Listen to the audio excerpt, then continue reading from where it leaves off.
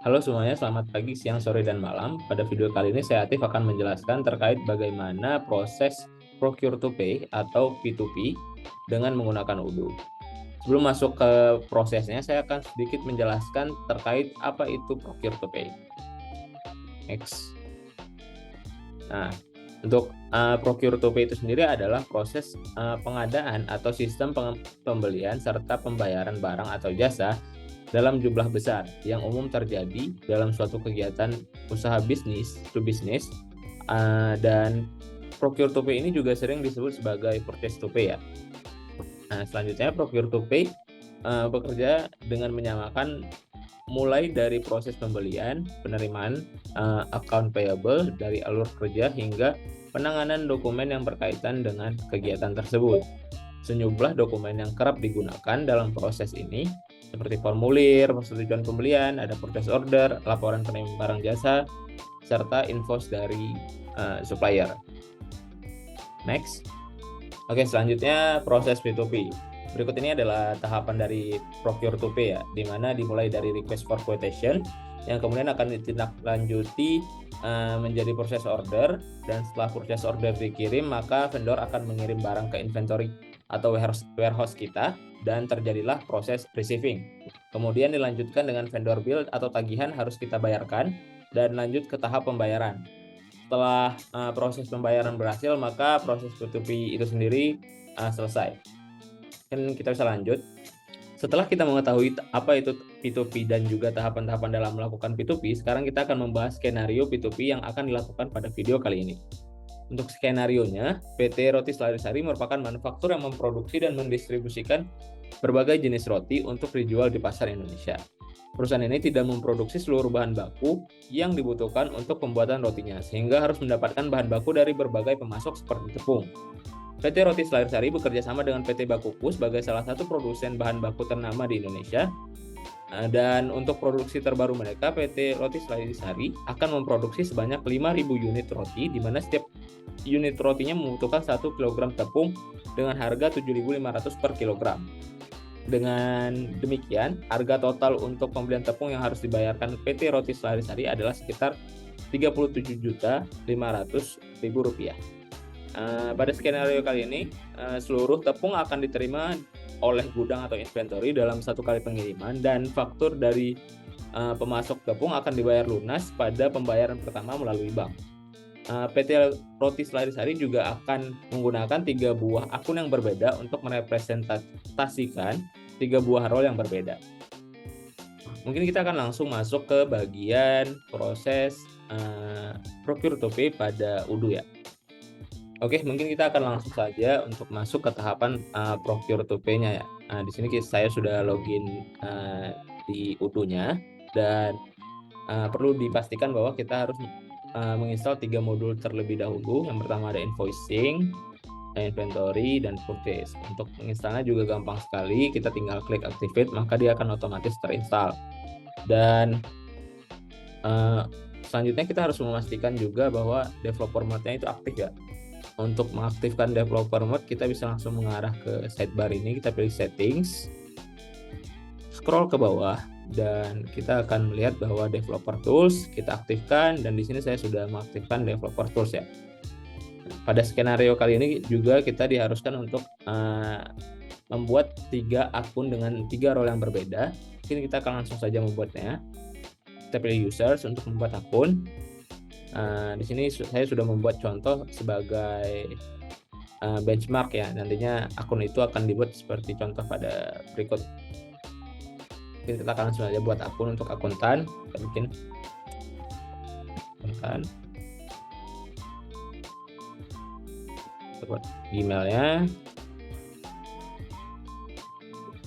Dan untuk tipe usernya kita akan pilih internal user, dan untuk role-nya sendiri karena dia akuntan maka kita tidak akan memberi akses untuk sales, inventory, dan purchase, tapi kita akan memberi akses dia sebagai billing administrator di invoicing.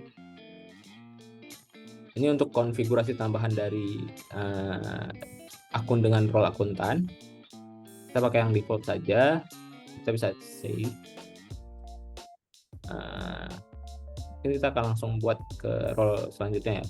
Kita ada role inventory, kita create aja, kita namakan ipin ya, ipin inventory. Jadi kita namanya ipin@gmail.com. Kemudian tipe usernya tetap internal user karena dia merupakan inventory, maka role yang lainnya, hak yang lainnya kita akan tidak beri akses ya. Sales nggak perlu, accounting juga nggak perlu, tapi inventory-nya sebagai administrator. Di sini juga kita bisa menambah beberapa opsi ya di teknikalnya, kayak manage multiple unit measures dan juga manage multiple warehouse. Dan kita bisa langsung save saja, maka ipin udah ke create. Kita buat untuk akun yang ketiga, yaitu dengan role purchase. Kita buat namanya Panji saja. Panji@gmail.com. Dan di sini internal user, kita salesnya kita kosongkan karena dia bagian purchase, invoicing juga kosongkan, inventory juga kosongkan. Dan untuk konfigurasi tambahannya kita pakai yang default saja, kita save. Dan di sini kita bisa melihat ya, kita sudah membuat 3 akun, ada Ipin, ada Afif, dan juga ada Panji. Dan kita harus melakukan ganti password ya, karena nantinya kita akan melakukan login untuk ketiga akun di 3 tab yang berbeda dengan kondisi browsernya itu adalah Ignito ya. Ini langsung saja kita ganti password, actions, terus ada change password, kita bisa ganti satu dulu. Ganti, kita ganti password, terus change password, dan ini kita oke aja, ini nggak usah. Nah setelah kita membuat ketiga akun tadi, mungkin kita akan membuat produk terlebih dahulu ya, karena pada skenario kali ini kita membutuhkan produk dengan nama produk itu tepung, yang dimana tipe produknya itu merupakan storable ya. Kita bisa langsung ke modul purchase, harusnya purchase, ya purchase. Kita bisa bikin ke products dan kita cek ke products. Di sini juga tepung nggak ada, oh udah ada. Nah ini saya sudah membuat sebenarnya tadi. Kita tipenya itu storable product, sales price-nya 7.500 karena sesuai dengan skenario ya, cost-nya 0, dan ini sudah benar. Ini kita akan langsung masuk ke setiap akunnya ya. Oke, di sini saya sudah menginput email untuk masing-masing ya. Ini ada Afif sebagai akuntan, juga ada Ipin sebagai inventory, dan juga ada Panji sebagai purchase. Mungkin kita akan masuk terlebih dahulu sebagai Panji ya. Dan di sini role-nya sebagai purchase. Kita bisa lihat dia hanya dapat mengakses modul purchase.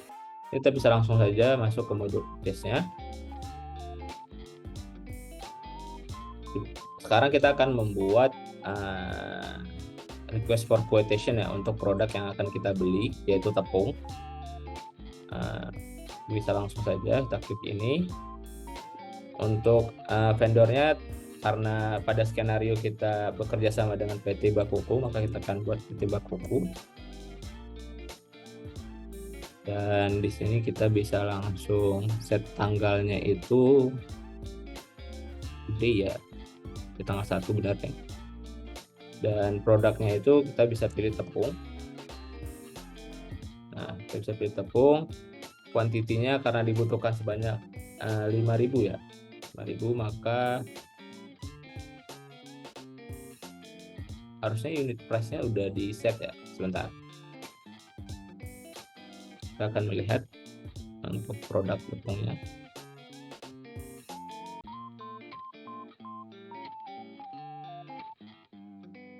Sales price-nya 7.500 benar. Dia nggak bisa, tapi ya kita harus set ini ya. Dia bisa dibeli. Kita save. Kita balik lagi. Harusnya unit price-nya itu secara otomatis ya, quantity ya, 7.500. Teksnya kita push, totalnya segini. Ini kita bisa langsung setelah mengisi semua datanya, tepung dia perlu 5.000 quantity dan juga harga dari setiap tepungnya itu 7.500. Maka total yang didapat adalah 37.500.000 sesuai dengan skenario yang sudah kita buat tadi ya. Kita bisa langsung saja send by email setelah dirasa field yang harus diisi sudah sesuai. Send by email. Dan di sini kita harus membuat nama dulu ya, nama company dulu ya. Beberapa harus diisi, PT Bakuku. Mungkin kita akan langsung mengisi emailnya aja, bakuku @gmail.com. Nah, kita save dan close. Nah, tunggu sebentar. Nah, kita akan mendapatkan request for quotation dari barang yang kita beli ya. Mungkin kita bisa langsung send saja. Ini ada RFQ009 send. Dan di sini kita dapat melihat bahwa purchase order telah dibuat ya, dan kita juga mendapatkan RFQ. Ini untuk PT Bakuku. Kita bisa melihat desain ke PT Bakuku dari Panji. Ada RFQ-nya. Kita akan geser sedikit dan kita bisa melihat bahwa saat ini statusnya udah menjadi RFQ send ya. Setelah dirasa RFQ-nya sudah didapat, kita akan langsung confirm order. Setelah confirm order, maka statusnya juga akan ikut berubah menjadi purchase order ya. Oke. Sekarang kita akan masuk ke tahapan inventory. Inventory itu IPIN. Sorry. Oke, login. Sepertinya harus di refresh. Kita bikin IPIN lagi @gmail.com. Di passwordnya. Karena IPIN role-nya inventory, maka modul yang bisa diakses adalah inventory. Dan kita langsung masuk saja ke bagian receipt karena setelah PO dibuat maka kita akan menerima barang ya. Dan kita pastikan lagi barang yang sudah dibuat itu sebentar. Barang yang sudah dibuat itu yang mana ya? Itu POO P00009. Kita cek lagi ini barangnya PT Bakuku benar.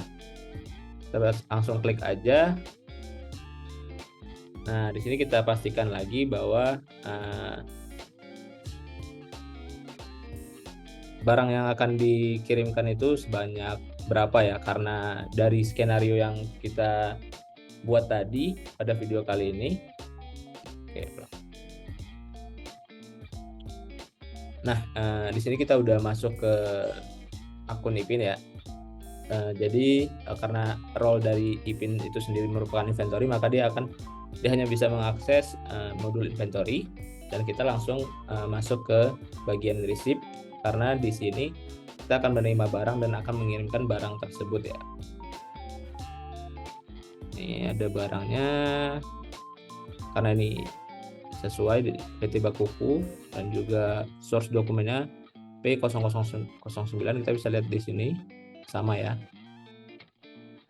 Dan pastikan untuk mengisi field dan ini sebanyak 5.000 karena pada skenario video kali ini pengiriman barang akan dikirim semuanya sebanyak satu kali, dalam artian dikirim sekaligus langsung semuanya ya.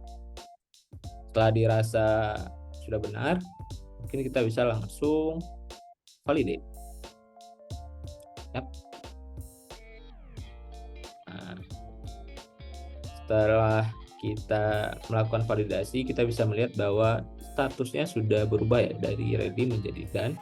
Kita balik lagi ke akun purchase. Kita akan coba untuk create bill lagi ya. harusnya sudah bisa. Di sini juga kuantitinya sudah benar dan juga statusnya itu udah PO, start bill. Kita bisa langsung masuk lagi ke akun akuntan ya. Sekarang beda, ini ke APIP. Agak salah, tadi kita udah mengubah beberapa settingan juga untuk user rights-nya. Kita masuk ke APIP.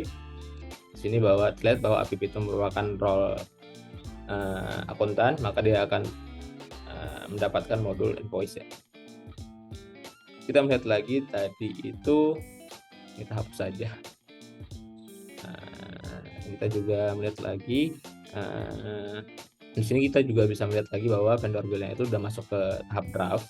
Kita bisa langsung saja melihat bahwa invoice-nya itu pada bagian vendors bills, dan kita lihat yang sesuai ya dengan vendor bills tadi, PT Bakuku. Yap. Nah, di sini kita bisa langsung confirm draft bill-nya karena di sini juga udah sesuai. Kita hapus, I guess you don't need that. Langsung, oh iya, bill date-nya kita harus pastikan untuk hari ini juga. Kita confirm, harusnya udah benar kan ya. Bentar, bill date,